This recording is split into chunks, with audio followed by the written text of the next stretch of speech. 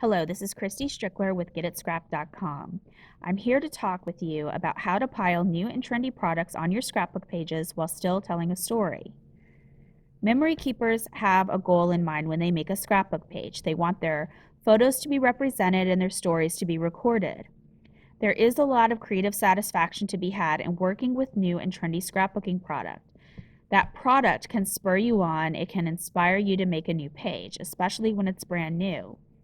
We're going to check out 7 approaches for piling on new and trendy pieces while still keeping the story in the forefront. Trends do come and go, but the techniques in this video are methods that will always work for you.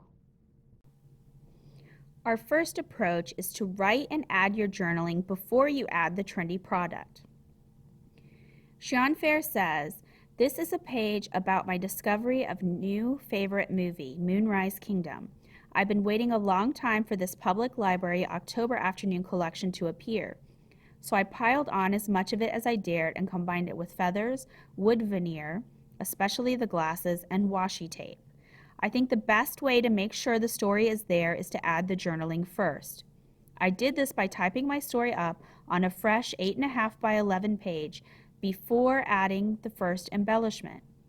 That way I wasn't going to add too many embellishments and have no space left for the words." Now this is actually good advice for many scrapbook layouts. If you have a specific story to tell, type or write your journaling first and then build the layout around the journaling and your photo. Our second approach to using trendy product on your scrapbook layouts is to choose color to unite a profusion of product. Amy Kingsford says, "This page is about appreciating my son for his photogenic qualities. When I took this photo, he was wearing a puffy vest that is 2 sizes too small for him and gloves on his feet. But the way he looks into the camera, you would never know that this was a completely spontaneous photo. I love playing with trends and finding a way to make them work with my style and story.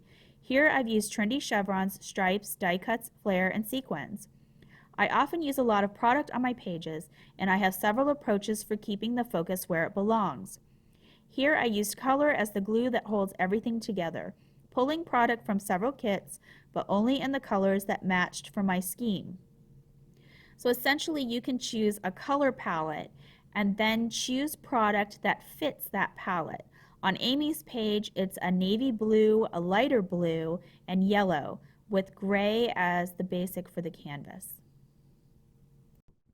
In our third approach to piling on new and trendy products, we're going to place essential pieces on the page first and then pile on new and trendy items.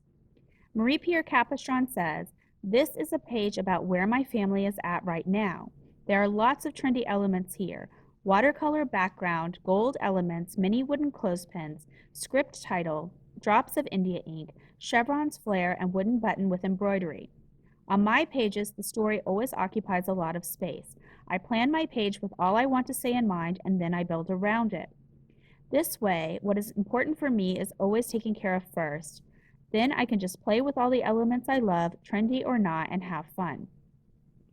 This one's similar to approach number 1, but we're taking things a little bit further. This involves the design of your scrapbook page. What is important to you in the design, in your scrapbooking process? Do those things first. For Marie, it's story. For others, it may involve designing a large title. Whatever is part of their style or process, you do that first, and then you look at the trendy items that you can place on your layout. In approach number 4, we're going to pile on the product by making sure it all supports your story. Carrie Eric says, "This page documents my son's unwillingness to smile for his camera-happy mom at the beach. I started with a pastel ombre paper, pairing it with currently on-trend neon colors. I used PNG versions of silhouette cut files in a trendy beach style. I used cork for embellishing and my journaling and title. I finished the page off with light trendy gold and vellum accents. I find it's easy to use trends as long as they support your story. For instance, here the cut files, vellum, and colors support the whimsical, loving nature of the story, while the cork adds the warmth and texture of the beach. Using a simple design like a band foundation lets the trendy items work to create a clear story." In this approach, you're going to make sure you don't choose a product just because it's new or just because it's on trend. So for example, a deer motif would not work here. So if that's popular at the moment, if it's trendy, you're not going to put it here just because you have it. You're going to look for items with color, motif, and pattern that support the story you want to tell. In approach 5, we're going to combine the trendy with the timeless. Christy T says, this layout is symbolic of many trips to the beach in Albany whenever we are on holidays in the summer. I used a recent collection of papers, embellishments, and stickers. I combined on-trend items like metal embellishments, washi tape, the geotag, and the enamel dots with the timeless heart motif.